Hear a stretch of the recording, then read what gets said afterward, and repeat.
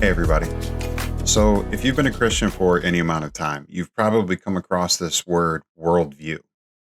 Churches and especially Christian schools have been saturated by worldview talks and books and programs.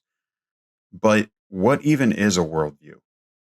Is it one of those Christianese words that's so vague that it's basically useless? Is it time to get rid of the word altogether? The term worldview typically refers to people's beliefs and sometimes their behaviors. But here's the thing: the use of the term has far outpaced the development of the concept. In other words, we talk a lot about what worldviews contain and what they do, but we rarely think through what they are. That's what I want to do in this video. I want to talk about what a worldview is so that we can bring some clarity to the concept and hopefully make it a lot more useful.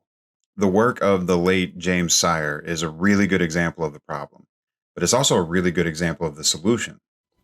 Decades ago, Sire wrote an incredibly helpful book titled The Universe Next Door. There's been over 500,000 copies sold. It's been translated into like 20 languages. It had all the trappings of a typical worldview text, including precious little consideration of what a worldview actually is. Sire admitted as much. He wrote later, "In none of the first three editions of The Universe Next Door did I explicitly reference earlier works on worldview, nor did I critically reflect on the concept of worldview itself." So, to correct this, Sire wrote a companion book titled Naming the Elephant, with the sole purpose of adequately considering the worldview concept. He carefully considered the historical development of worldview, most notably the monumental work of David Nagel. We'll be talking about him later. Sadly, Sire passed away in 2018.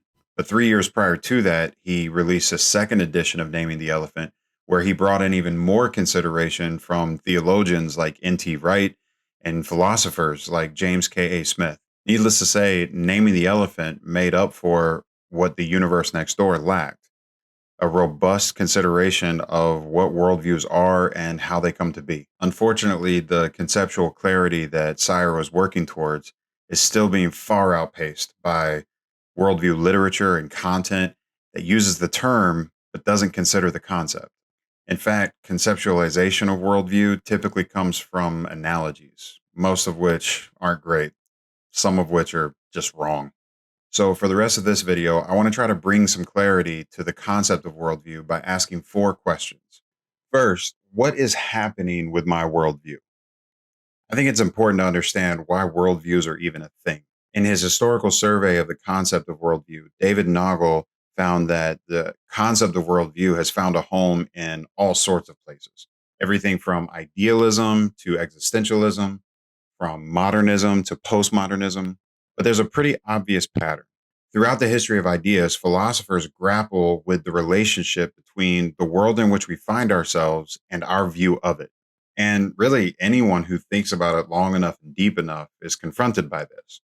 We live in an objective reality that's only accessible through our subjective observation of it.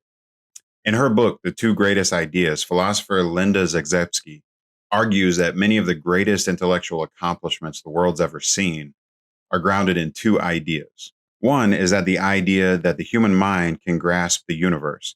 The other is that the human mind can grasp itself. So here I think we find a firm basis for what exactly is happening when we're talking about worldviews. We're simply addressing the reality of our subjective view of an objective world, a worldview. Next, I think it's important we ask the question, where is my worldview? Now, this may seem like a weird question to ask. I mean, after all, a worldview isn't a material thing to be found in the physical world, is it? Well, it depends on your worldview. Most philosophers who talk about worldview agree that any concept of worldview is itself worldview dependent. So, how you define worldview largely depends on what your worldview is. Now, that seems kind of circular, but David Nagel just kind of leans into it. He taps into his own biblical worldview to see what philosophical resources he can find. As it turns out, the Bible has a lot to offer. Nagel argues the phenomenon of worldview itself must be comprehended in terms of the biblical doctrine of the heart. He goes on to say, what the heart is and does in a biblical way is what the philosophers were getting at unconsciously. in coining the term worldview. So, how does that help us? Well, locating our worldview in the biblical doctrine of the heart, we have a pretty solid place to begin understanding what a worldview is. See, the Bible paints this picture of the heart as an expression of who we are in the deepest sense. In the Bible, the heart is the intellectual, emotional, and volitional center of a person. Also, I think it's really important to point out something about these things, and that is we really can't separate them out from one another as though we're purely rational beings or purely emotional beings or just decision making machines. These three parts of who we are, our intellect, our emotion, and our will, they're all deeply integrated. And this brings us to our next question. What makes up my worldview? If the worldview is located in what the Bible describes as the heart, it probably consists of what we find at the ground level, so to speak, of our intellect, emotion, and will. And out of these rises what I believe is an initial framework for our worldview. Our intellect gives rise to our pre theoretical beliefs. These are the intuitions we have about reality prior to any analysis or scrutiny or examination. Sometimes they're called presuppositions. And these are the basis for the beliefs we come to by way of analysis and just generally thinking through things. Our emotion gives rise to ultimate concerns. These are the deep desires and aversions we have that orient our disposition, and they act as a basis for other significant concerns that we have. Our will gives rise to our basic commitments. These are the willful obligations we make for ourselves regarding the things we value the most. And they act as a basis for other choices we make that are a lot more contingent. And just as with our intellect, emotion, and will, there seems to be this deep interrelation between the three. What we believe profoundly impacts what moves us, and how we feel profoundly impacts what persuades us. Of course, both of these profoundly guide the choices we make. So it's here that I think we find what a worldview is. It's the integration of our pre theoretical beliefs, our ultimate concerns, and our most basic commitments. But this isn't really the whole story. Now that we've reached a solid definition of worldview, we have another question to answer. What does my worldview do? Remember, the only reason we're talking about worldviews is because we find ourselves in an objective world that we can only access through our subjective view. So, how does that happen exactly?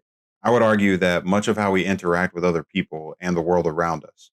It's sort of obvious that much of how we interact with other people and the world around us is determined by our worldview. But it also seems like those interactions affect our worldview.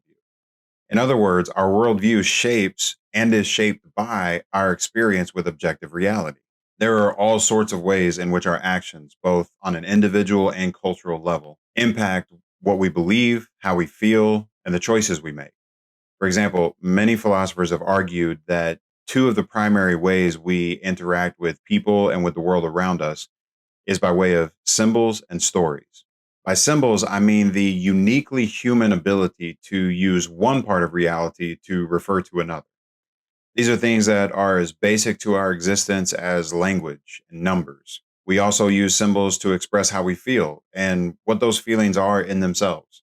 By stories, I mean the uniquely human capacity to recognize and establish a narrative for life, a beginning that sets a meaningful stage for life, and an end that gives it a purposeful direction. We make sense of the world by the stories we tell. And the world makes sense to us in so much as we identify the story in which we find ourselves. You see, what our worldview does for us is it gives us symbols and stories and all sorts of other things that help us discover what is true and beautiful and good. Now, there's so much more that could be and probably should be said about the concept of worldview. But for now, I want to end this video by pointing out something that I think is fascinating. It's amazing to me that what we find in the biblical concept of the heart, that is the intellect, emotion, and will, tracks so well with what all of our hearts long for, to find what is true and what is beautiful and what is good. Which leads me to another question. What worldview gives the best account for that? Maybe we'll answer that one next time. Thank you so much for listening.